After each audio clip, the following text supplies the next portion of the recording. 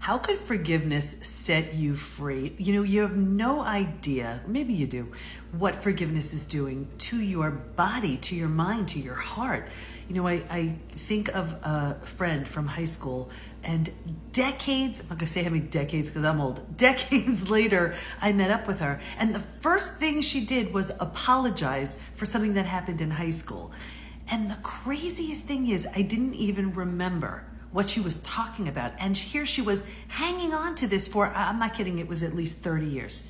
So what happens when you're withholding forgiveness or living in shame for all this time because of something that needs forgiving?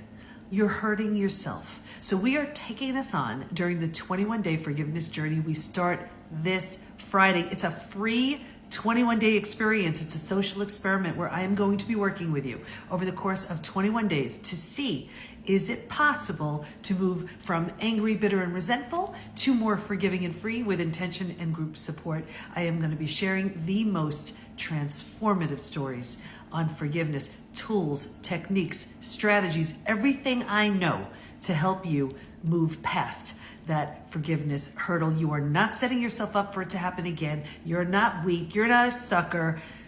This is about you and about releasing the power the pain has over you. And if you need to forgive yourself, we're going to help you too. So join us. Check the link in my bio. Sign up. NationalForgivenessDay.com. You will get all the details. National Forgiveness Day is Friday, and we are celebrating with this 21-day experience that starts Friday. I hope you join us.